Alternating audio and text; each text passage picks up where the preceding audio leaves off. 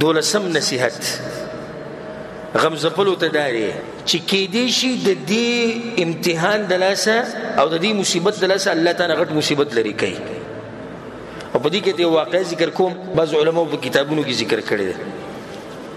یو باچا او دغه سره به وزیر کار کو. دا وزیر او باچا ډېر ښه ملګري او دا وزیر نیک سړی او نیک. د دې وزیر په خوله باندې به دا خبره پرته وه، وي په دې کې به خیر وي، خو چې څه چل به وشو ده به څه وي، په دې کې به خیر وي. نو د دې باچا صاحب د لاس یو ورځ زخمي شو او ډېر زیات زخمي شو، چې دوی وي په دې کې به خیر وي. د دې سره باچا صاحب غوسه شو او دا وزیر جیل ته ولېږو چې ته خو ډېر بېادبه انسان یې، په ما دومره غټ تکلیف راغی او ته وایې چې په دې کې به خیر وي. نو جیل ته چې وردننه کوو نو هغه د جیل ته دننه کېدو کې وي په دې کې به خیر وي، یعنې د جیل ته دننه کېده به هم خیر وي. ته اوس ناشنا ایمان دی چې څه په دې ټکي ګورې تاسو هم ځان عادت کړئ چې دې کې به خیر وي. چې دې جیل ته لاړ نه دا باچا صاحب به تو ښکارله، د ځان سره به دا وزیر بوتو دي چې کله نه کله به تو خو وزیر خو جیل کې دی، نو دی یوازې ووتو ښکارله. د ښکار دپاره چې دی روان شو نو کومه باچایي چې د دوا کوم باډرې چې وي دی د هغې نه پکې هم واوړېد. نو کسانو ونیو او د ځان سره دی بوتو، نو هغه کسانو به د بوتانو بندګي کوله، بوتانو ته به پراته وو. نو راوستو دی هغه غټ بوت له او دی وایي چې موږ به دی د دې غټ بوت دپاره قربانوو، یعنې دی به موږ حلالوو. بس سړی سمله و باچا صاحب یې سمله خو یوازې او وی چاړی ولا به دې مرۍ کېښود او یو پکې د هغه ځینې اواز وکړو، وایي په ده قرباني نه کېږي. هغوی ولې وایي لاس یې زخمي دی، او وی دا خبره خو صحیح ده، لاس د زخمي دی په ده قرباني نه کېږي، ځکه چې د دومره غټ بوت لري سړی څه شی ورکوي، خو روغ شی به ورکوي که نه. باچا صاحب را پرېښود، لاس ته یې کتو، د وزیر خبرو ته راوشو چې دې کې به خیر وي، او خیر په هغې کې و.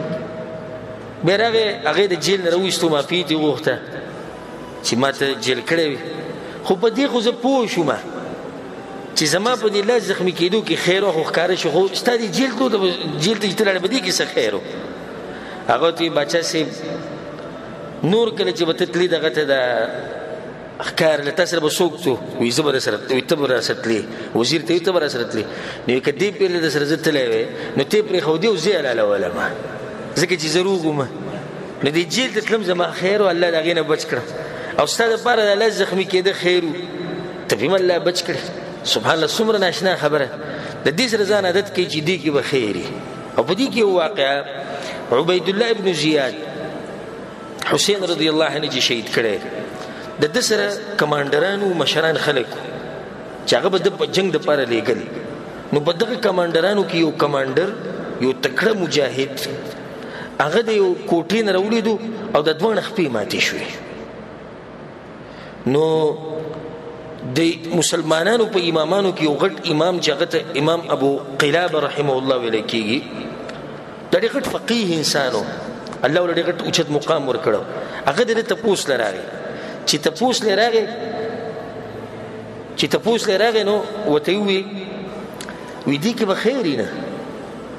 هغه ورته ناشنا خبره دې وکړه، خو ایو خیر، او وی په دې کې به څه خیر چې دوه خپونه الله خلاص کړه وه، خپې مې ماتې شو، ته یې په دې کې به خیر وي. هسې لاړ. 3 ورځې بعد عبیدالله ابن زیاد ده ته خط ولېږو چې ته وځه او لاړ شه د کربلا میدان ته، او هلته جنګ دی. نو ده ته واپس دغه ولېږو، کس پسې ولېږو چې زما خو دغه حل دی، خپې مې په دې حل دی. نو هغه پسې کس ولېږو چې خپې زما په دې حل دی. هغه وایي صحیح ده، بیا مه راځه نه. 2 ورځې بعد دته خبر راورسېدو چې د رسول صلی الله علیه وسلم نوسی شهید کړی شوی. نو په جړا شو، سترګو اوښکې راغلې، خلکو ته یې ولي، وي هغه امام ابو قلابه ما ته ویلي چې کېدای شي په دې کې خیر وي. د دې خپو د ماتېدو د لاسه نن زه د هغه ظلم نه الله بچ کړم چې د رسول صلی الله علیه وسلم نوسی به ما شهید کوو، بیا نه هغې له به زه تلم، الله زه د هغې نه بچ کړم.